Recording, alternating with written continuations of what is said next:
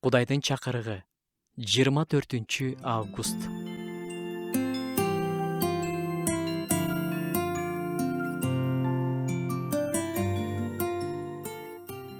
Аюп китебинен бир нече аят окуп кетели. Бир күнү Кудайдын уулдары Теңирдин алдына туруш үчүн келишти. Алар менен кошо шайтан да келди. Ошондо Теңир шайтандан: "Сен кайдан келдиң?" деп сурады. Шайтан Теңирге: "Мен бүт жер жүзүн аралап айланып чыктым" деп жооп берди.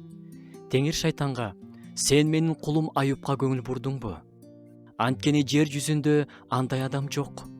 Ал кемчиликсиз, адилеттүү, Кудайдан корккон, жамандыктан алыс жүргөн адам" деди. Ошондо шайтан Теңирге мындай деп жооп берди: "Аюп Кудайдан бекерден коркот бекен.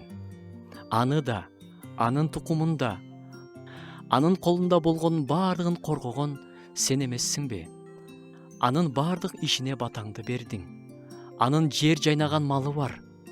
Бирок колуңду сунуп, анын колунда болгонун баардыгына колуңду тийгизип көрчү.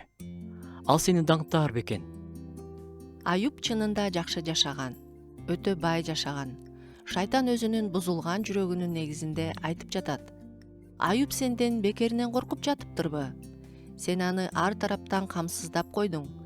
Анан даңктабаганда эмне?" Бул жерде да шайтан өз принциптеринин негизинде сүйлөп жатат. Анын принциби: сен мага, мен сага. Соодалашуу. Сен жакшы кылсаң, мен жакшы кылам. Аюпка баарын бердиң, ошондуктан ал сени даңктап жатат дейт. Кудайдын принциптери таптакыр башкача. Жана ал ошону далилдегиси келди. Аюпту шайтандын колуна салып берди десек болот. Бул окуянын аягы кандай аяктаганын биз баарыбыз билебиз. Канчалык кыйын болбосун, Аюп Кудайды даңктаганын токтоткон жок. Барчылыкта Кудайды кандай даңктаса, азаптарда да аны даңктап жатат. Биз Кудайды ал ким экенин билгендиктен, аны урматтагандыктан даңктайбыз.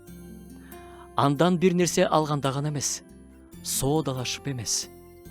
Бүгүн мен көбүрөөк даңктадым, ал мага көбүрөөк бата бериш керек дегендик көп нааразычылыктарга алып келет.